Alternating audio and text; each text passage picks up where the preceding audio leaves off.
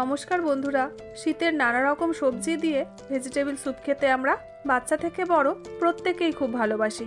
তাই আজকে আমি আপনাদের কাছে চলে এসেছি ভেজিটেবল স্যুপের একটা রেসিপি নিয়ে। ড্রিম রিলিশের পক্ষ থেকে আপনাদের সবাইকে জানাই সাদর আমন্ত্রণ। তাহলে চলুন রেসিপিটা শুরু করা যাক। ভেজিটেবল স্যুপ বানানোর জন্য এখানে কিছু সবজি কেটে নিয়েছি। যেমন সবজির মধ্যে নিয়েছি বিনস, গাজর, ব্রোকলি আর বাঁধাকপি। তবে এখানে আপনারা নিজেদের পছন্দ অনুযায়ী সবজিগুলো দিয়ে দিতে পারেন। যেমন ফুলকপি, কর্ন, মাশরুম এইসব সবজিও আপনারা ভেজিটেবল স্যুপের মধ্যে দিয়ে দিতে পারেন। আর নিয়েছি স্প্রিং অনিয়ন। স্প্রিং অনিয়নের পেছনে যে সাদা অংশটা আছে সেটাও এভাবে ছোট ছোট টুকরো করে কেটে নিয়েছি। এবারে এই ভেজিটেবল স্যুপটা আরও বেশি টেস্টি করার জন্য আপনাদের একটা ভাজা মশলা বানিয়ে নিতে হবে।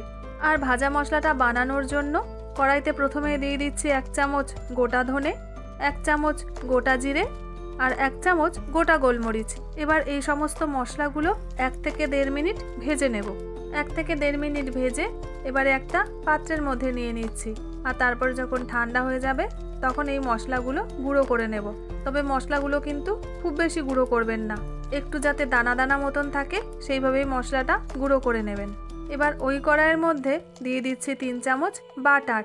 তবে এখানে আপনারা বাটার আর সাদা তেল দুটো মিশিয়েও করতে পারেন। আর বাটারটা যখন মেল্ট হয়ে যাবে তখন এর মধ্যে দিয়ে দেবো রসুন কুচি আর স্প্রিং অনিয়নের যে সাদা অংশটা কেটে রেখেছিলাম সেটাও একই সাথে দিয়ে দিচ্ছি। আর তারপরে এই দুটো উপকরণ প্রথমে খুব ভালো করে একবার ভেজে নেব। 2 থেকে 3 মিনিট ভেজে বাকি যে সবজিগুলো কেটে রেখেছিলাম সেই সবজিগুলো এবার এর মধ্যে দিয়ে দিচ্ছি। আর সবজিগুলো দেওয়ার পর আপনাদের ততক্ষণ ভাজতে হবে যতক্ষণ না সবজিগুলো এরকম নরম হয়ে আসছে। এরপর যখন দেখবেন সবজিগুলো ঠিক এরকম নরম হয়ে এসেছে তখন এর মধ্যে দিয়ে দেব পরিমাণ মতন জল। আর জলটা দিয়ে সবজির সাথে ভালো করে মিশিয়ে দিয়ে দিচ্ছি স্বাদ মতন লবণ,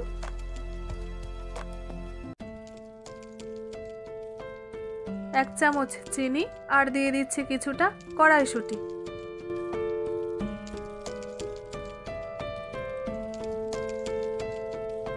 প্রায় 5 থেকে 7 মিনিট ধরে রান্না করার পর এবারে দিয়ে দিচ্ছি কিছুটা স্প্রিং অনিয়ন।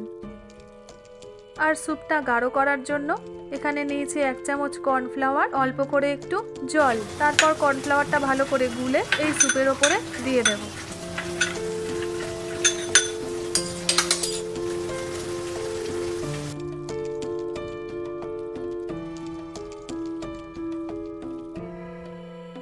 কর্নফ্লাওয়ার দেওয়ার পর একবার ভালোভাবে মিশিয়ে উপর থেকে দিয়ে দিচ্ছি কিছুটা কুচনো ধনেপাতা। আর যে মশলাটা গুঁড়ো করে রেখেছিলাম সেখান থেকে 2 চামচ মশলা দিয়ে দিচ্ছি এই স্যুপের ওপরে। তারপরে একবার ভালো করে মিশিয়ে নিলেই রেডি হয়ে যাবে আপনাদের ভেজিটেবল স্যুপ। তাহলে বন্ধুরা দেখলেন তো কত সহজেই দারুণ টেস্টি একটা ভেজিটেবল স্যুপ বাড়িতে বানিয়ে নেওয়া যায়। তাহলে আমি যেভাবে আজকে ভেজিটেবল স্যুপটা বানালাম সেভাবে আপনারাও একবার বানিয়ে দেখুন, আশা করি নিশ্চয়ই ভালো লাগবে। আর যদি ভালো লেগে থাকে কমেন্ট সেকশনে আমাকে জানাতে কিন্তু ভুলবেন না। ভিডিওটা যদি ভালো লেগে থাকে লাইক, শেয়ার, সাবস্ক্রাইবের অনুরোধ রইল। আবার দেখা হচ্ছে আপনাদের সাথে একটা নতুন এপিসোডে নতুন একটা রেসিপি নিয়ে।